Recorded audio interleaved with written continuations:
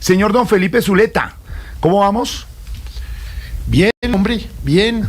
Preocupado con lo que está pasando en el Putumayo, ¿sabe? Hombre, lo del Putumayo, Lo del Putumayo me ponerle parece sumamente grave. Primero, de comprobarse que el soldado que entre otras cosas murió, que fue el que asesinó al capitán, al sargento y a otro soldado, es de las disidencias, o por lo menos financiado por las disidencias de las FARC, pues sería muy, muy grave.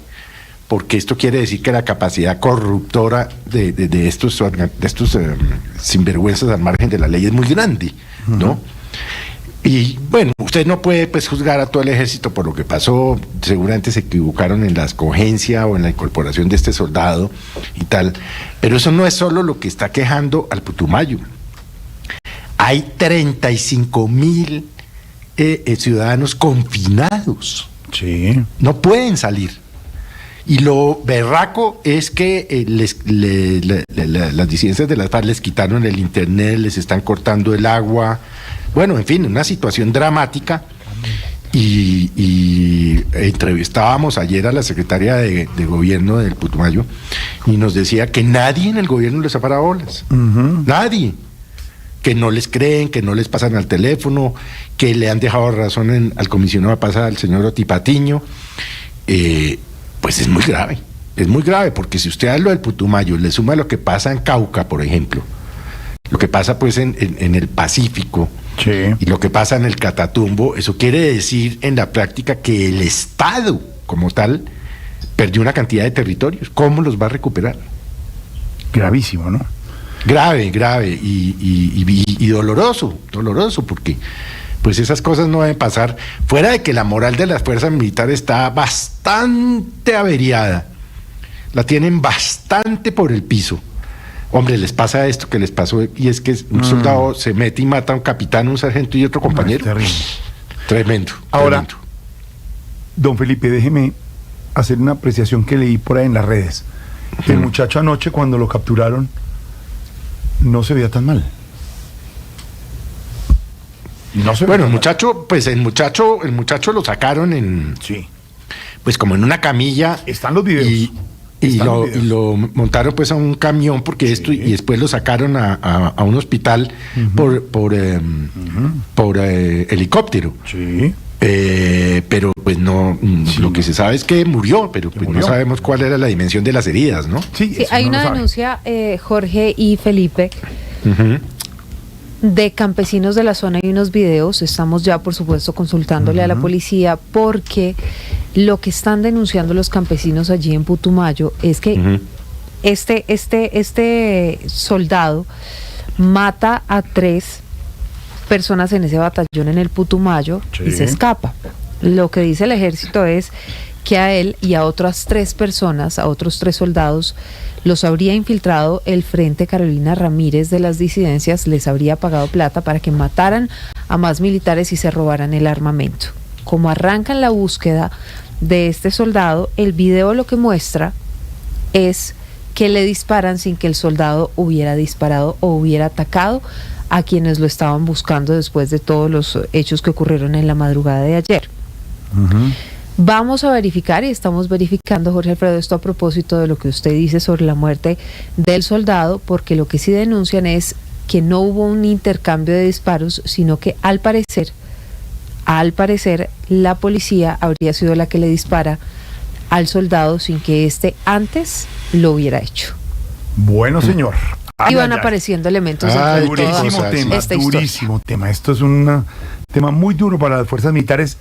Conocíamos ayer en la emisión de Central de Noticias Caracol, don Felipe, el mensaje del general, del comandante de las fuerzas militares, diciéndole a todos los comandantes que hay que ponerse pilas a lo que está pasando.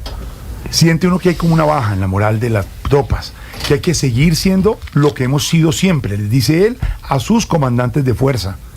Hay que seguir siendo soldados. Por ejemplo, dice, hacen unos traslados por recomendaciones personales que no deben ser, porque pues todo el mundo tiene un drama personal o una urgencia personal dentro del ejército o la armada o la fuerza aérea. Un mensaje muy duro del comandante de las fuerzas militares que deja mucho que pensar también, y esperaremos también explicaciones, como dice usted, al interior de las fuerzas militares, señor don Felipe Zuleta. Óigame, don Álvaro Forero, ¿y usted a qué le quiere poner la lupa esta semana? Pues al informe sobre seguridad alimentaria que presentó el Programa Mundial de Alimentos de la ONU, porque pues acá estamos acostumbrados a que hay pobreza y que hay gente que no come como debería, pero estamos en el siglo XXI y eso debería ser un tema de primero en la agenda pública, que poco se oye. El informe tiene una parte positiva que es muy positiva, que es que se redujo la inseguridad alimentaria de 30 a 25% en el 2023. Eso es un porcentaje importante porque esos son colombianos que salen de la inseguridad alimentaria. La inseguridad alimentaria es básicamente que no consumir suficientes vitaminas y minerales que están por falta de consumo de frutas y de verduras, un número de días significativo, y que esas personas consumen muy pocas proteínas, casi nunca, y muy pocos lácteos. Entonces, pues obviamente la salud está en la alimentación, y si hay algo desigual y cruel en una sociedad es que haya gente que llegue a trabajar mal alimentada o a estudiar mal alimentada, entonces no tenga lo mínimo para competir. Aunque hay esa reducción, Colombia sigue siendo uno de los 21 países del mundo con mayor riesgo de inseguridad alimentaria. Colombia no debería estar ahí. Colombia es un país de desarrollo medio que salió de ese último paquete de países hace muchos años en los demás temas. Pero fíjese que en esto de la seguridad alimentaria seguimos ahí con los países más pobres. Obviamente lejos de Haití, pero pues en el paquete de los países con problemas. Sí. Entonces hay que ponerle atención a eso. Aquí nos preocupamos mucho a veces por temas pues que le importan a las clases medias, a los sectores urbanos, pero aquí hay una Colombia que sufre mucho. Hay departamentos como Guajira, Magdalena, Sucre, Atlántico y Chocó que tienen niveles de inseguridad alimentaria del 60% en Guajira, 47% Sucre. Increíble. Es gente viviendo en condiciones muy pobres, y de eso se habla poco. Se habla poco y es una gran preocupación, y de eso las autoridades sí que se tienen que encargar, y también las fundaciones y también la empresa privada. ¿Qué le ponemos la lupa esta semana, don Pedro Viveros? Jorge Alfredo, pongámosle la lupa a un hecho que ocurrió el día de hoy que me llamó profundamente la atención. Es la primera vez que el señor presidente de la República admite un fracaso en su política de gobierno, en la implementación. El día de hoy dijo públicamente que fracasó en la implementación de la internacionalización de su aerolínea Satena.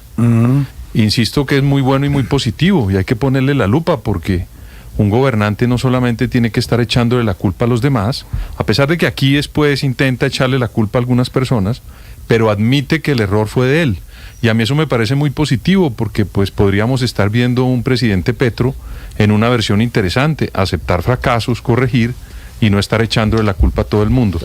Por eso ese hito para mí en el gobierno del presidente Petro hay que ponerle la lupa, porque de pronto se repite en otros escenarios y en otras políticas públicas. Hay que reconocer que no todo es perfecto. No todo es perfecto. No todo es un 99%. Hay un 1% de falla. Habló el presidente Petro en la vitrina de Anato. En segundos estará la doctora Paula Cortés con nosotros hablando de eso.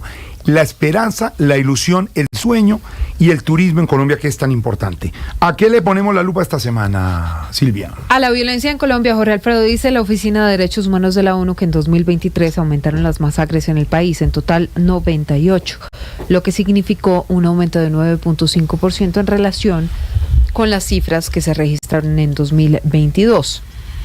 A esto súmele, por ejemplo, dice el informe que fueron reclutados 134 menores, entre ellos 86 niños, 42 niñas y 6 casos sin confirmación de género aún.